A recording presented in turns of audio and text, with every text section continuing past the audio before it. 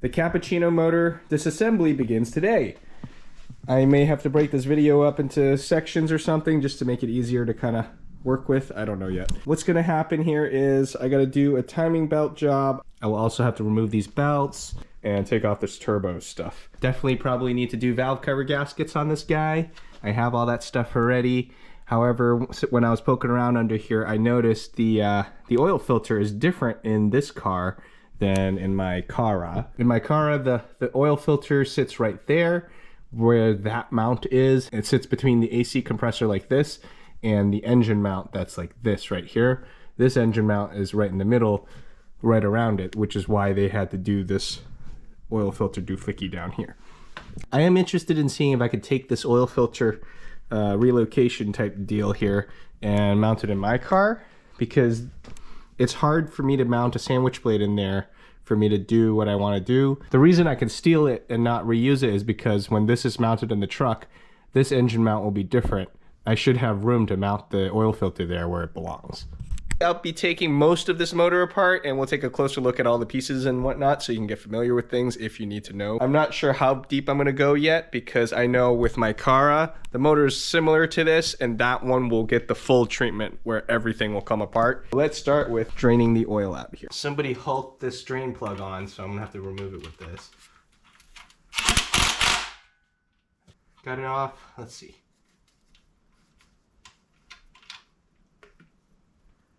All right, this is working reasonably well. Put the oil plug back.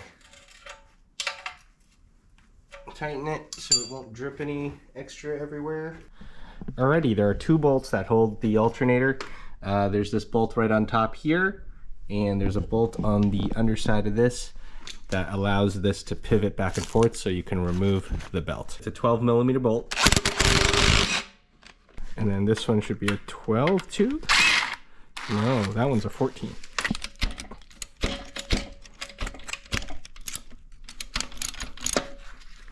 can see how that just moves now.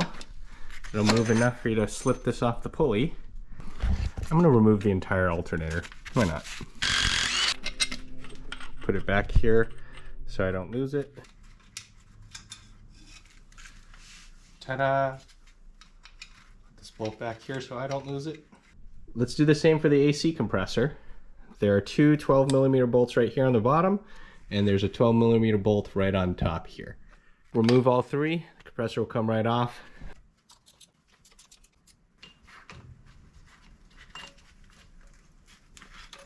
See how the belt just comes right off? I'll keep it. This one I'm going to throw away because it's the wrong belt. And then I'm going to remove the compressor too.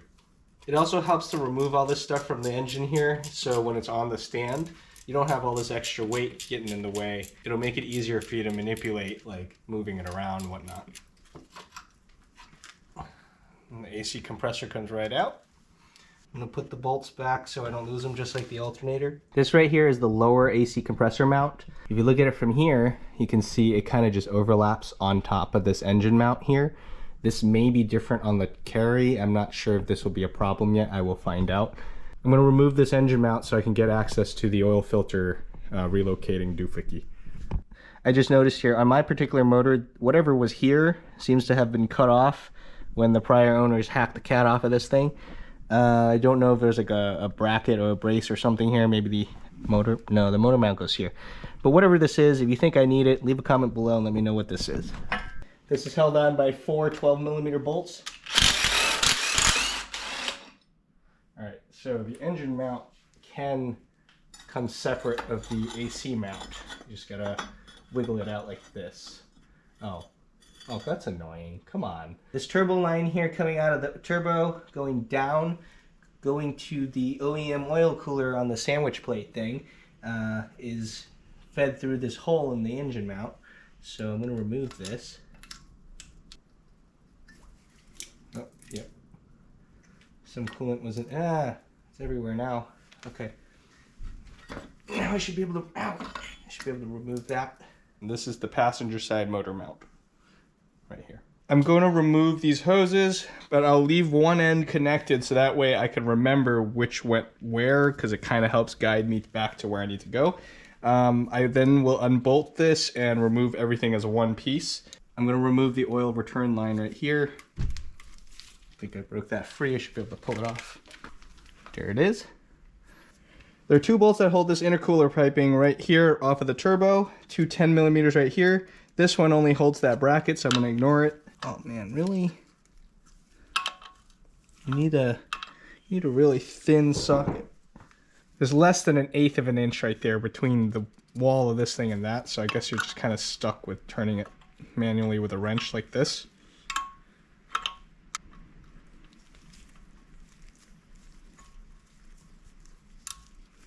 Alright, it's clear. This hose is in the way. Let's see if I can work around it. This side's a little bit better. This side's okay.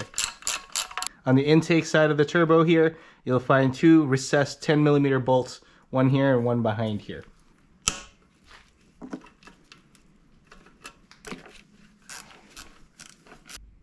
Alright, now the entire assembly here is loose. Looks good. I'm going to go over to this side and disconnect the hoses. I'm going to follow these hard lines and disconnect it from the other end. This is the first one on top of the PCV tower.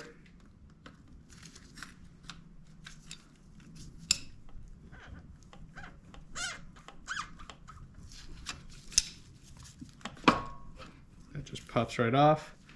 And the next one is right here. Goes into the intake manifold here right by the throttle body. Is that the throttle body? Where's the throttle body? The hell's the throttle body on this thing? Oh, dumb. The throttle body's over here. So this is on the back of the intake manifold there. I'm going to pull this off.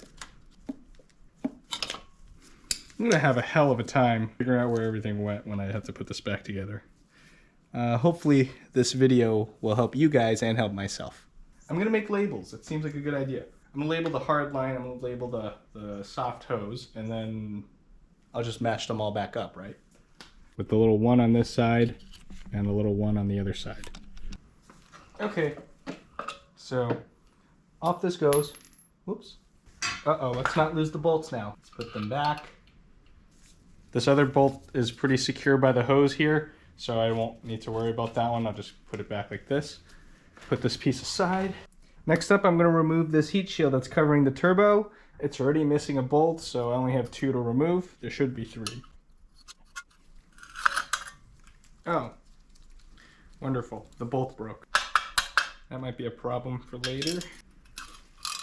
All right, this one didn't break, so that's all right. Heat shield comes off. Just put that there for now. Put this bolt back here so I don't lose it. Now to remove the turbo, oh look at that. This was already loose. Now to remove the turbo, you remove these 3 12mm bolts.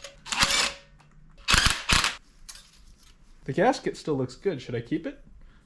I don't know. Coming onto the right side of the turbo here, you'll see this bolt right there. It's all crusty, or up here too. That's the turbo oil feed line. I'm going to remove it on the block side. This is a 14mm bolt. When you remove it and when you put it back, you're going to have to replace the 2 copper crush washers behind it. Some oil may ooze out. Oh! I got coolant all over me. Almost dropped the turbo. Alright, so this is what the turbo looks like. Jesus. Put this bolt back into the block here. Man, I got coolant splattered all over me. Some actually might be oil. This sucks. This is the turbo right here. Look at this tiny little thing. It's cute. This is my thumb in the compressor wheel hole. It's pretty much half of the thing, if not more. There isn't any play in the shaft. This turbo feels pretty good. It's nice and tight. I'll have to open it up and take a look at some more stuff if I can. But for now, I'll just put this aside. It's really crusty. You can still see what it is. So it's an RHB31. This is an IHI. You can kind of see it hidden back there. This is the VZ24. Yeah, this is it.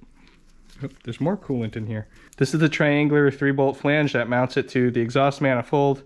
Exhaust gas goes into there. It then drives this turbine right here that spins really, really, really fast. This is the wastegate actuator. It's supposed to push this and dump pressure if it needs to. When the exhaust side spins, it spins this thing really, really fast and it compresses the air, forces it out the top here, goes through the intercooler that's you don't see, and it gets sucked into the intake manifold, and then therefore you get more dense air jammed into the cylinders, and then you can put more fuel because there's more oxygen to burn, and then boom, you get bigger booms and more power. I'm also going to take these bolts with me. Oh. Okay, so 2 longer bolts in the back, the short one in the front. Next up, I have to remove these hoses that are blocking my access to this timing belt cover here. There's a 10mm bolt here that holds this bracket. I have to remove the hose to the thermostat here. I will remove it on the thermostat side. I need to remove this nut that's holding the dipstick. It's also a 10mm. Okay, that's cool. This just spins out of the way. There's another bolt right here that holds these hard lines together. There's another one down here by the AC bracket. So this is all clear. This line goes to the oil cooler on the oil filter housing there. I'm just gonna bend this out of the way and just lean it over here for now. I may end up taking that off in a little bit. Take this nut off, I guess. Next up, I have to take this pulley off so I can get the cover completely off. I think it might be in the way. There's one more nut here. Just like on the Carry I did, the pulley is held on by a 17mm bolt.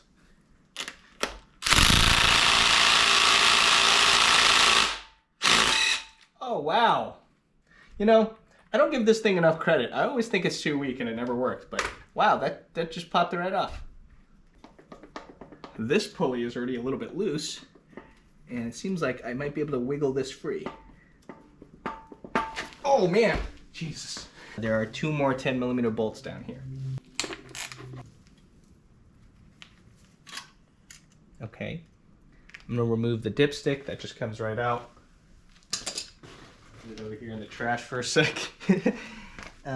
Remove this other bolt. It might have been more beneficial for me to clean the area first because it's completely cruddy. This should come right out.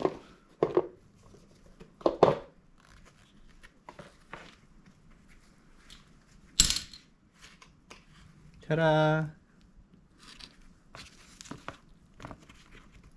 This little rubber thing came out. Just put it back into the slot. Timing cover is now off. Now you can see the timing belt, the 2 cams, dual overhead cam, and the water pumps right here. This is the timing belt tensioner, and this is the crankshaft gear cog right here. Oh man. This like literally slips right off. Like, I don't know. I think the tension's not right. The belt may be stretched out. I don't know. It's an old car. I didn't see a sticker up here that said it was done at any point. It has 72,000 something kilometers on it. This was a 92 Cappuccino, so this thing is very well maybe the original belt. I don't know. So let's make sure I am top dead center first. I have these 2 dots as the top. There's a dot on the center of this thing, and that should be pointed straight up, and that's not. So I'm gonna put this bolt back in so I can crank the whole thing until everything lines up.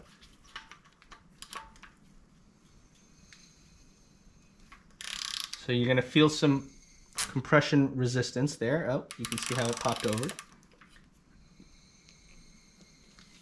I'm gonna turn it until it all lines up. All right, this should be top dead center here. You'll see a little dot right there on this crank, and that's straight up. You'll see these 2 little dots on the pulleys here.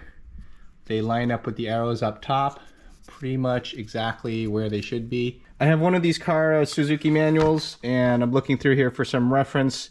I mean, that's a Cappuccino motor, but F6A dual overhead cam, basically the same thing for stuff like timing belt and whatnot. I just wanted to verify I had it at top dead center. I can't read any of this. I haven't done Google Translate on it yet either, but I think this is pretty clear here. It looks like they're demonstrating that this is the top with the little key notch and the little dot on the gear. These are showing the key notch on the bottom with a dot on the top of the gear. And right there, they're showing how it's lined up. I think I did it right just by assuming things. I just wanted to make sure I had it right when I go about doing this.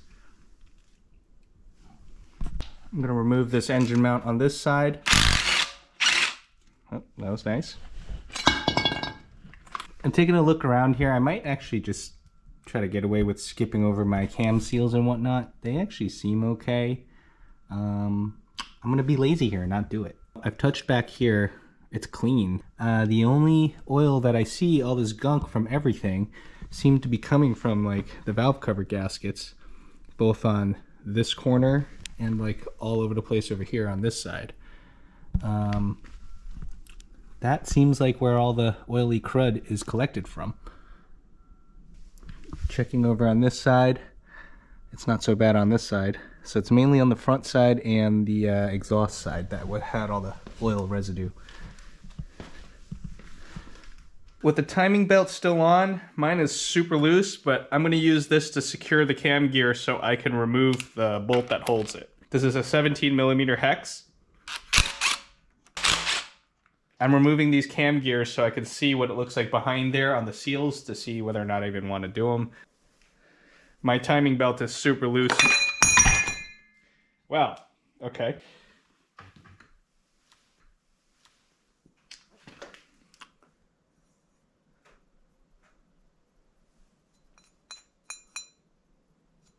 Luckily, they're pretty durable and I didn't really damage any of them. All right. In order to remove these covers, you had to remove these bolts right up here because they thread into the edge of this thing right there. Remove these next to remove this back cover. These are 10mm.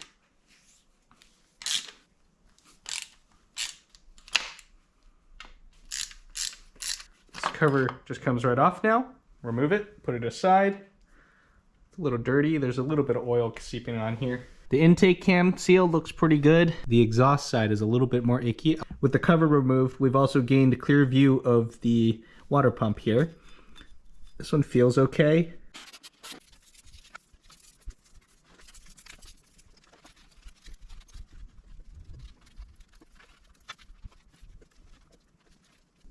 I sprayed off the engine with this cleaning stuff and brake clean, and I scrubbed it a little bit. It's pretty clean and dry now. It still smells horrendous in here, but the seals, they look pretty good. This is the crank seal right here. I pulled the cog off. The only difference between these seals are the camshaft seals have a smaller inner diameter and the crankshaft seal has a wider inner diameter.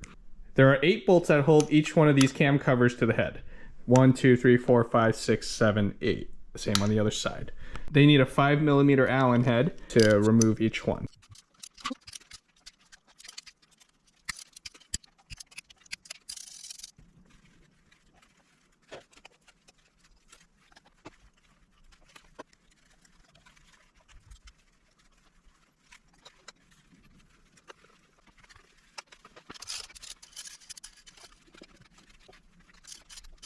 These two are held together by the 2 little hoses right here in the middle. I can't get at those clamps because they're like facing the other way. Maybe if I pick at them, but I don't feel like doing that. Let me see if I can just remove the whole thing.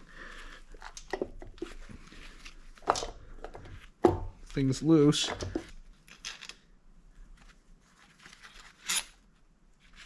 There's a bracket on this side that holds like the wire loom. Lift this whole thing out. Oop. Don't forget to disconnect the distributor or you can't lift anything out. Now you can lift this out.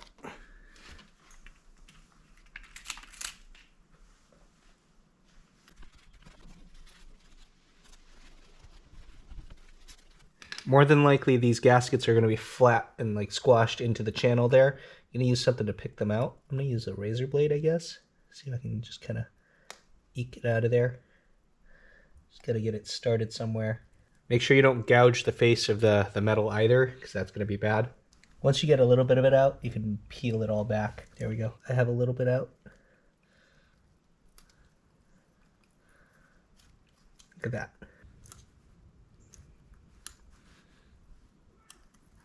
Now that the seal is out, you can just lift it and pull it out, just like that.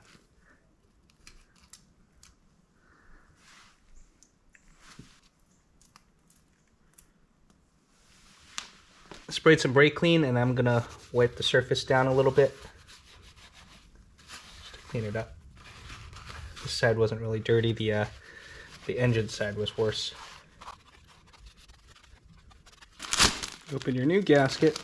Oh, wow. Oh wow, this gasket is really soft. The other one was like hard and stiff, probably dried out from all these years.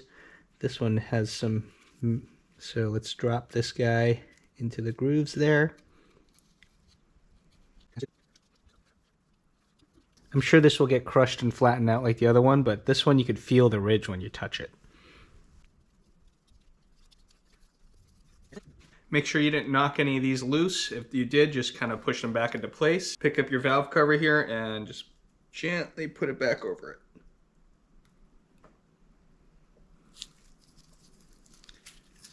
Remember, this side has that bracket, so you want to move it out of the way.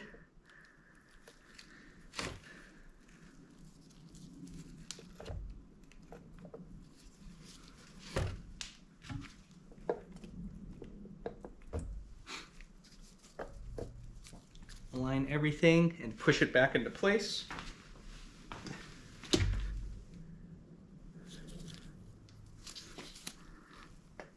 There we go. Pick up all your bolts and put them back. They should all have a washer on them except for two. Two of them like this. They don't have a washer. Those two go to the one with the bracket.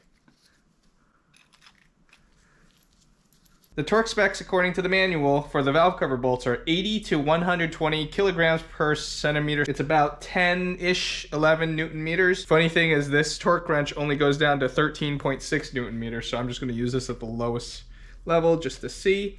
I do them from the inside out. Just so they're snug. I'm not even gonna let this click, I guess.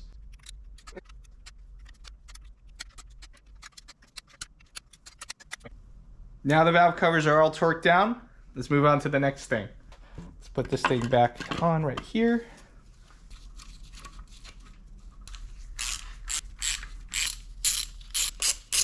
Playing with this, there's actually no play, and as far as I know, this car's water pump was okay. It's only got 74,000 kilometers. Yes, it's a 92, but this is probably fine. I'm gonna skip this. If you guys eventually do want to see how to change water pump on one of these, it will be coming when I do my Cara. But on the truck, this will be easy enough to just kind of take everything apart because it's so open. I'm not going to worry about this right now. That's why I also opted to skip the seals. Put the cam cogs back on. They are both exactly the same, so you don't have to worry about which one's left and right. Put the bolt back in to hold it in place.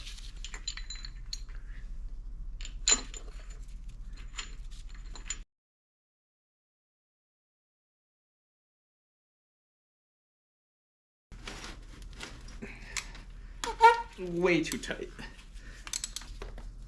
Oh, definitely oil in here. Whole bunch of oil in here.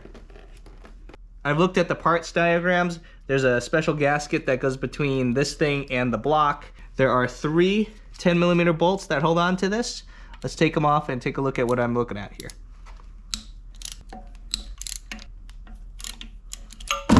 No! Man, why does life have to be so hard? I'm not exactly sure how this part comes off, but let's find out together, I guess. Is it screwed on? No.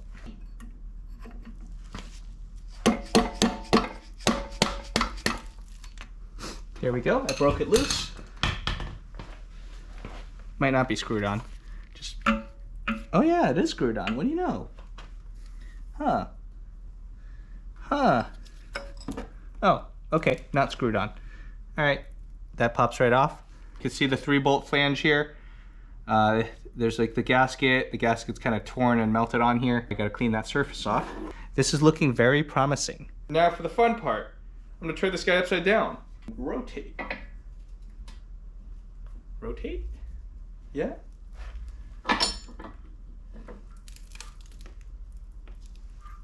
Oh. Oh. Oh, uh-oh. Now I gotta remove the oil pan. There are a whole bunch of bolts that go all the way around here, and they're all 10 mils.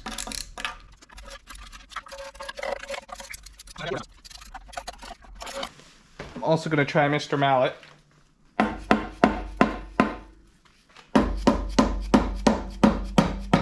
And gently hit it on all the corners to kind of help break it free but not dent the thing. You can see I'm not hitting it that hard either.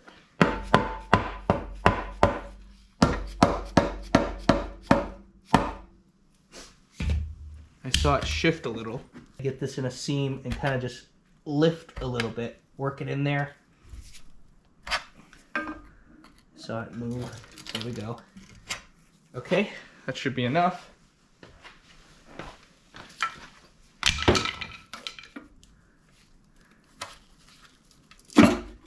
There we go. Oh, what's going on? Okay, that's the oil pickup. This is what the oil pan looks like on a Cappuccino. I don't know if this is different in the Cara, but it's definitely different than the one from my Carry. With the oil pan off, we can take a quick look over here. This is completely different, obviously. Over here, you can see there's a dipstick sticking right out here. That comes out of the oil pump, and it goes through to the other side, and that's how the dipstick goes out there. On the Carry, it's completely different. I might have to see if I have to plug that up, or I can just leave it as is. I'm not sure yet. Over here, you can see the oil pickup line is different too, because it's meant for that oil pan with the hole in the center. You can see how it comes out. Then there's a support brace on the crank bearing right there. Hopefully the other stuff just bolts back in correctly. Hopefully. Alrighty, now I'm going to leave the motor here upside down the way it is now. I'm going to call this like part 1 of the video. Please subscribe. Come back for part 2 when I upload that. Part 2 will be me trying to figure out how to fit all the stuff I need to fit from the Carry motor to the Cappuccino motor so I can put this back right into my truck.